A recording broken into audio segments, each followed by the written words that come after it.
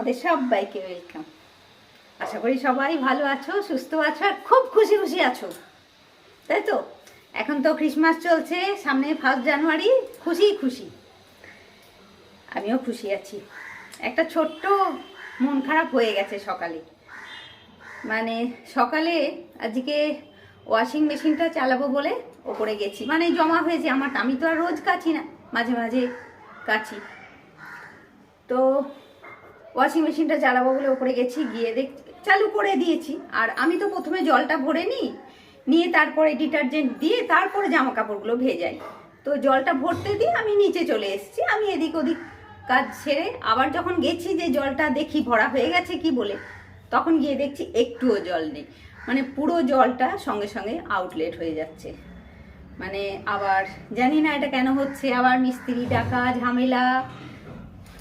এখন এটা আমার একটা মাথায় চিন্তা ঢুকেছে সকাল সকাল। আর এদিকে জলখাবার খাওয়া হয়ে গেছে, পুম্পা বেরিয়েছে, লক্ষ্মী এসছে। ও এসে যখন দেখেছে দাদা নেই, মানে দাদার বাইক নেই বাড়িতে, ও এসে আগে ওপরে সব মুছে টুছে দিয়ে এখন বাসন ধুচ্ছে। তো যাই হোক, আজকে একটা রান্না করব, চলো। মানে আমিও মাথা খাটিয়ে করবো, আমিও কোনোদিন করিনি, মানে চলো দেখি কেমন হয়, তোমাদের সাথে নিয়ে আমি করব। তো শুরুতে আগে দেখাই যেটা করে রেখেছি, সেটা দেখাই। এ দেখো শুরুতে যেটা করে রেখেছি, এই দেখো শুরুতে এটা করে রেখেছি, একটু আলুকে একটু বড় বড় করে কেটে রেখেছি। আর ওদিকে আছে, দাঁড়াও ক্যামেরাটা ঘোরাই, এই দেখো, বুঝতে পারছো কি এটা? বুঝতে পারছো কি? দেখো তো, বুঝতে পারো কি? পারছো বুঝতে? কাছে করলাম ক্যামেরাটা। এই দেখো সেই গুঁড়ো গুঁড়ো চিংড়ি মাছ, আমি কখনো রাঁধিনি। তো দেখি আজকে এটা দিয়ে একটা প্রিপারেশান হবে, কেমন হবে না হবে আমি এখনও জানি না, তবে এটা রান্না করব আজকে এই গুঁড়ো গুঁড়ো চিংড়ি মাছ দিয়ে। দেখি এটার কোপ্তা করে একটা বানাবো। তো শুরুতে এটা জল ঝরিয়ে নুন হলুদ মাখিয়ে নিই, হ্যাঁ, তারপরে আবার তোমাদেরকে দেখাচ্ছি। এদিকে দেখো চিংড়িটাতে নুন হলুদ মাখালাম, আর এই আলুটা একটু সেদ্ধ করে নেব, একটু নুন দিয়ে আলুটা সেদ্ধ করব। এদিকে চলো, এদিকে কড়াতে তেল দিই। ফার্স্টে না চিংড়িটাকে একটু ভেজে নেব, মানে আমি না একটু কাঁচা জিনিস মানে রান্না করতে বা খেতে খুব একটা পছন্দ করি না। আগে চিংড়িটাকে একটু ভাজবো। আর এই সেদ্ধ করতে দেওয়া আলুটার মধ্যে একটা এলাচ আর একটু দারচিনি দিয়ে দিলাম। তেল গরম হোক, এবার চিংড়িটা দিয়ে দেবো।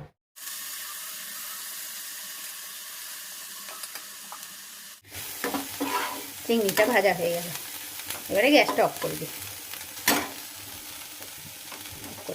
ওদিকে আলুটা সেদ্ধ হচ্ছে, এদিকে একটা মশলা বানাই, চলো। মশলাতে আছে একটা টমেটো, 3 কোয়া রসুন, একটা পেঁয়াজ, ছোট পেঁয়াজ, আর অল্প একটু আদা আর কাঁচা লঙ্কা। এ কটাকে পেস্ট করব। আর এটার সঙ্গে একটু দেবো ধনে পাতা, হ্যাঁ, মানে চিংড়িতে ধনে পাতা তো খুব একটা চলে না, ওই জন্যে আমি পেস্ট করে দিলাম, যাতে মানে মশলা হিসেবে ব্যবহার করা যায়। এটা পেস্ট হলো, এবারে চলো চিংড়িটার একটা ব্যাপার করতে হবে, চিংড়িটার একটা ব্যবস্থা করতে হবে। চলো দেখি কি করা যায়। বুম্পা বাড়িতে নেই, বুম্পা থাকলে আবার একটু ও বলে দিত এই করো ওই করো, দেখি কি করা যায়। বেসন দিলাম, একটু চাল গুঁড়ো,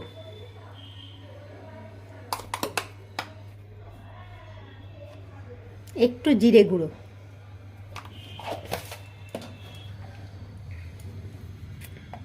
অল্প নুন দিচ্ছি, নুন তো দেওয়া আছে চিংড়িটাতে, মানে শুরুতেই তো চিংড়িতে নুন হলুদ মাখিয়েছিলাম। এবারে এটাকে না মাখাবো, মাখিয়ে বড়া করে তরকারি করব।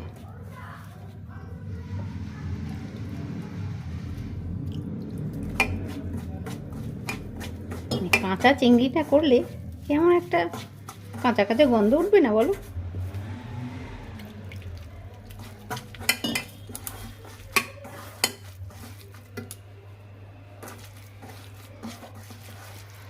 কেমন লাগছে না? চিংড়ি মাছ মনেই হচ্ছে না। জানি না এর মধ্যে আর কিছু দিতে হতো কি না, জানি না। দেখা যাক না কেমন হয় বলো।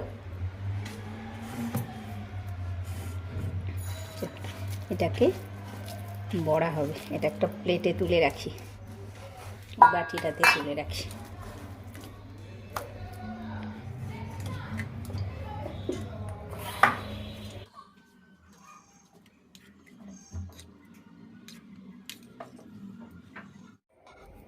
দেখো এদিকে তেলটা গরম করছি, মানে ওই চিংড়ি মাছগুলো তো বড়া করে ভাজতে হবে পকোড়ার মতন করে, ওই জন্যে তেলটা গরম হলো। আমি কিন্তু পকোড়াগুলোকে একটু হাত দিয়ে মানে একটু চ্যাপটা চ্যাপটা করে ফেলছি। হ্যাঁ, মানে চ্যাপটা হলে কি হবে, রান্না করতেও সুবিধা হয় আর কি। আমি কিন্তু বড়াগুলো ভাজছি মানে পুরো মিডিয়াম ফ্লেমে, আর তেল খুব কম দিয়ে। আর গ্যাস যদি হাই ফ্লেমে দেওয়া হয় তাহলে তেলও বেশি লাগে আর বড়াগুলো পুড়ে যাওয়ার সম্ভাবনা থাকে। ওই জন্যে মিডিয়াম ফ্লেমে দিয়ে কম তেলে আমি বড়াগুলো ভাজছি। আর এদিকে বড়া ভাজা হচ্ছে, আর ওদিকে হচ্ছে আমার চা। বুম্পা এসে গেছে, এদিকে আলুটা সেদ্ধ আছে, আর যে মশলাটা বানিয়েছিলাম সেই মশলাটা। আর বুম্পা বেরিয়েছিল যখন, বাজার তো করবেই। এই দেখো বাজার করেছে, আর হাই ওই বসে আছে। চলো আমরা এবারে চাটা খেয়ে নিই। দেখো কম তেলেই কিন্তু বড়াগুলো ভাজলাম, কিন্তু ভালো হয়েছে। দেখো মানে যে তেল বেশি দিলেই সবসময় সব জিনিসটা ভালো হয় তা কিন্তু নয়। তো এবারে ভাজা হয়ে গেল বড়াটা। এবারে মশলা ভাজার জন্য আমি আবার একটু অল্প করে তেল দিলাম। আর দাঁড়াও দেখাই তোমাদেরকে। এই দেখো আলুর মধ্যে যে সেদ্ধ করতে দিয়েছিলাম না, আলু সেদ্ধর সময় একটা এলাচ আর দারচিনি, ওইটাই কিন্তু ঠুকে আমি তেলের উপরে দিয়ে দিলাম। আর যে পেস্টটা বানিয়ে রেখেছিলাম ধনে পাতা পেঁয়াজ সব দিয়ে, সেই পেস্টটা দিয়ে দিলাম। আর এই মশলাটা যখন খুব একটা ভালো করে ভাজা হবে তখন কিন্তু আমি তার উপরে আলুগুলো দেবো। আর এবারে দিলাম একটু নুন, এবারে হলুদ, আর অল্প একটু চিনি দেবো। হ্যাঁ, অল্প চিনি দেবো, দিয়ে এটাকে আবার বেশ ভালো করে মানে ভেজে নেবো, কষিয়ে নেবো। তারপরে দেবো এর ওপরে আমি সেদ্ধ আলুটা। আর সেদ্ধ আলুটা দিয়েও কিন্তু খুব ভালো করে ওপর নিচে করে নাড়তে হবে, কেননা মানে মশলাটা তো লাগতে হবে আলুর গায়ে। ওই জন্যে খুব ভালো করে একটু ওপর নিচে করে সেদ্ধ আলুটাকে মানে কষিয়ে নিতে হবে। আর বেশি ঝামেলা কিছু নেই, এ তো হয়েই গেল আর হয়েই এলো। দেখো আমি এবারে সেদ্ধ আলুটা কষিয়ে নেওয়া হলো, এর উপরে আমি জল দিয়ে দিলাম। আর জল যে যেমন মাপে দেবে, নিজেদের পছন্দ মতো মাপে জল দেবে। আর তবে বেশি জল খুব একটা লাগবে না। দেখো এবারে আমি হয়ে গেল, জলটা দিয়ে একবার ফুটেছে, এবারে আমি বড়াগুলো সব দিয়ে দিলাম। এবারে আর বেশিক্ষণ হবে না, মানে বড়াগুলো একটু উল্টোপাল্টা করে খানিকক্ষণ ফুটে গেলেই হয়ে যাবে। আর দেখো মশলাও কিন্তু খুব বেশি দিইনি, খুব বেশি তেল দিইনি, কিন্তু খেতে ভালোই হবে। আর এদিকে আমার ভাত হচ্ছে, এদিকে চা হয়ে গেল। চলো চাটা খেয়ে আসি। দেখো মিনিট 5 ফুটলো, তাতেই কত সুন্দর মানে কত ঘন একটা হয়ে গেছে। আর এই সময় কিন্তু সব পকোড়া বা বড়া যাই বলো সেগুলোকে একটু উল্টোপাল্টা করে দেবে। আর একটুখানি দিলাম সানরাইজের গরম মশলা। চিংড়িতে আসলে গরম মশলার গন্ধটাই ভালো লাগে আর কি। চলো আমার হয়েও গেল, গ্যাসটা অফ করে দিই।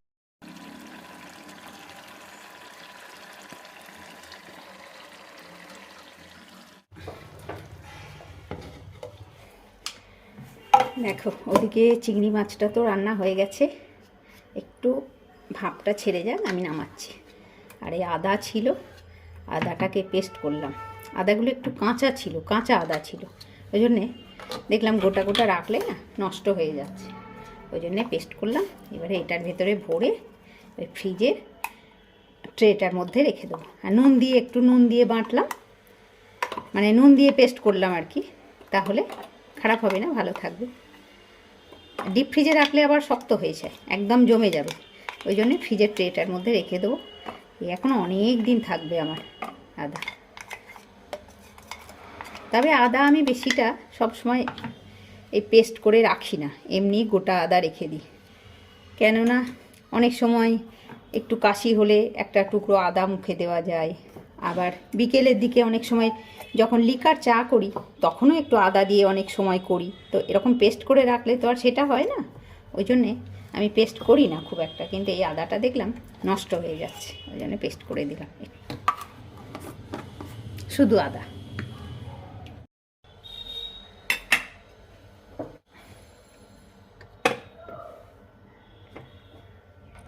এবারে দেখা যাক কেমন হয়েছে, দেখতে কেমন হয়েছে আগে দেখতে হবে, তারপরে তো রান্না কেমন হয়েছে মানে খেয়ে বলতে হবে, তাই তো? শুধু দেখতে ভালো হলেও হবে না, আবার শুধু খেতে ভালো হলেও হবে না।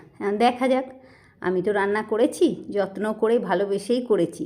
আর একটা জিনিস জানবে বন্ধুরা, সব সময় যে জিনিসটা ভালোবেসে মন থেকে করবে না, সেটা ভালো হবেই হবে।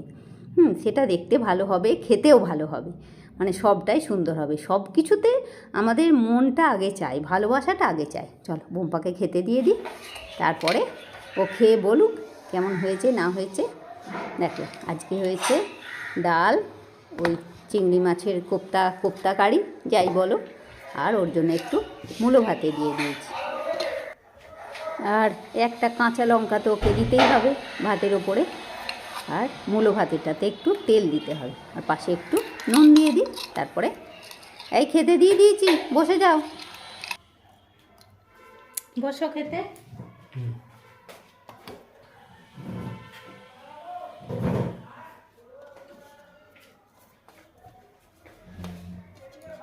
তুমি কি আজকে ভেবেছিলে যে মূলো ভাতে দেবো? না, হ্যাঁ, আগে এটা খেয়ে দেখতে হবে না? হ্যাঁ, ওটা খেয়ে দেখো।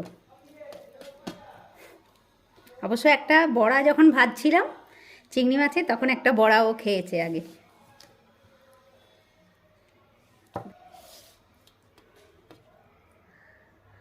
নরম হয়েছে বড়াটা একদম।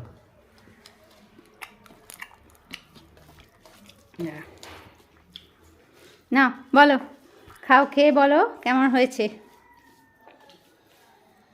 গন্ধ শুকে তো মনে হচ্ছে খুবই ভালো হয়েছে। গন্ধ শুকে ভালো মনে হচ্ছে?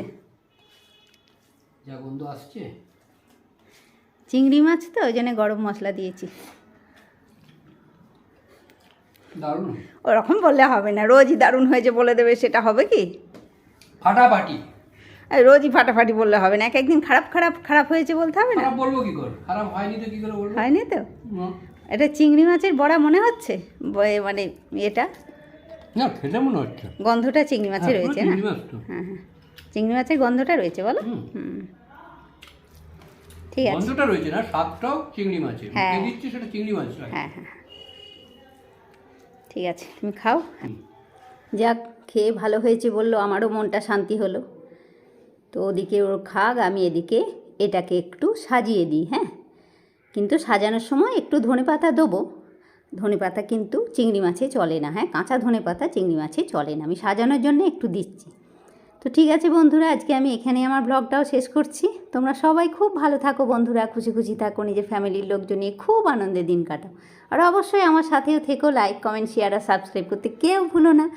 টাটা বন্ধুরা, নেক্সট ব্লগে আবার তোমাদের সাথে দেখা হচ্ছে, ততক্ষণের জন্যে টাটা।